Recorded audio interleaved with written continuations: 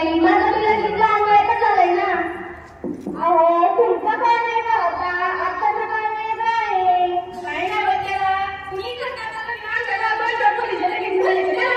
अहो त्या मनीषाचं बघतात ना तुम्ही, किती तिचे हाल चालू आहे. अहो आपण तिचं 18 वर्ष पूर्ण झालेले नाहीये, दाखवा कायतरी गुन्हा आहे. अहो पण लय खरंच कळलं तिला, त्या कामामध्ये पावलेलं जावं. अहो मॅच्युअर म्हणजे ती वयात आलेली नाहीये अजून. समज नाहीये जगात कसं जगायचं काय याचं तिला अजून काही सांगता कळालंय त्याला. काय होतंय घेते समजून कर. अरे कटिया तुला काय करतो नाही. काय झालं बघ म्हणजे एवढं बोलतो का बोल. घास सोडी गया. काय मग सरपंच ओळखली की मला मारून टाकलं सरपंच.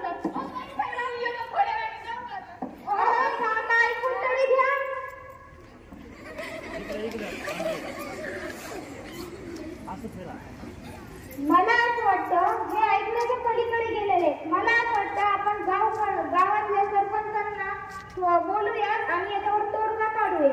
असं मला पण वाटतं. ही गोष्ट घालायलाच हवी. तिच्या आईवडील ऐकतील का? हो का नाही ऐकणार. हो मग चला आपण सरपंच. हो आमचं बरं चाललंय. आमची मुलगी अभ्यास करते का? हो तुमची मुलगी खूप हुशार आहे. हो का? विद्यार्थी गौरी शिंदे खूप हुशार आहे, पण तिचे आई वडील तिचा विवाह करत आहे. हा बालविवाह आपण थांबवलाच पाहिजे. हो तिच्या आई वडिलांना समजून सांगितलंच पाहिजे, पण तिच्या आई वडील ऐकत नाहीये. आपण परत एकदा त्यांना समजून सांगू. चला त्यांच्या घरी जाऊया. मग आपण शंकररावच्या शेतामध्ये काय काम चाललंय?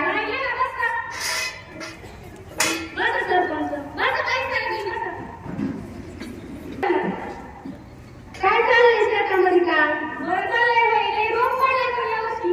मुलीचं लगीन करायला झाला. हा कोण येणार नाही करायला?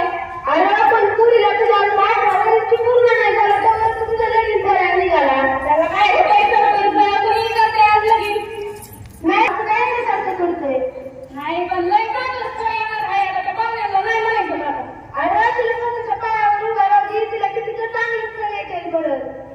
तिला शिकायची हाय का नाही कोणाचं? अरे तुझी मुलगी लय हुशार आहे. आता अहो तुमची गौरी खूप हुशार आहे, तिला शिकू द्या. तुला चांगला नोकरदार नवरा मिळेल.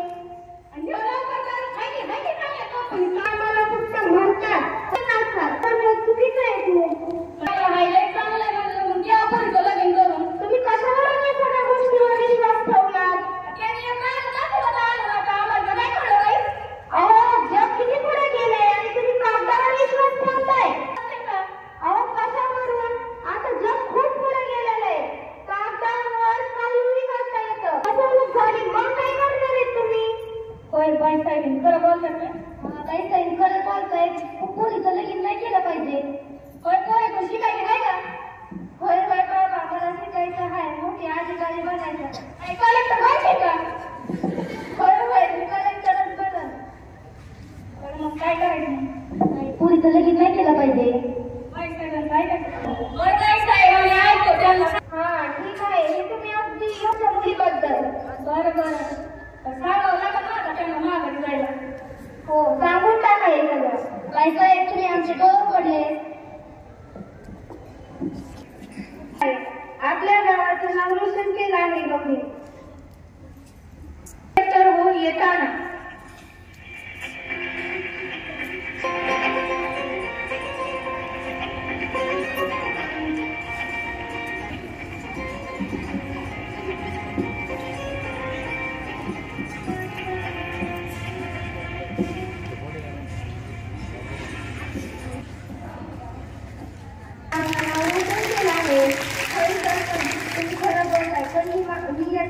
आई बाबांना चिठ्ठी केला आणि मग मैत्रिणींना देत आहे.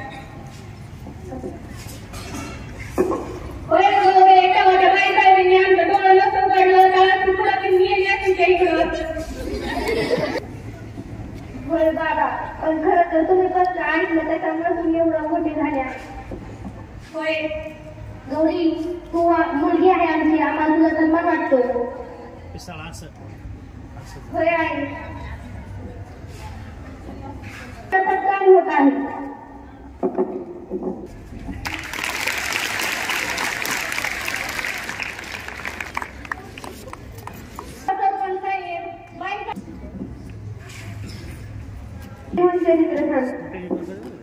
संदेश असेल ना शेवट.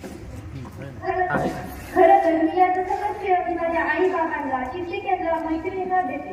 पण काही जण कसे असतात, लग्न करतात त्यांचं ते आताचा विचार करतात की आपली मुलगी पुढं काय करेल काय नाही, त्यांचं लगेच लग्न लावून देतात. पण ती गोष्ट आपल्या मुलीला सांगितली पाहिजे, तुला लग्न करायचं आहे का नाही, तू तिला काही बनायचं आहे का हे विचारलं पाहिजे. पण काही जण तिला तिची काही माहीतच नसतं, तिला ते डायरेक्ट लग्न लावून देतात. त्याच्यामुळे माझी अशी विनंती आहे की तुम्ही लग्न न करता तिला शिकण्याची संधी द्या.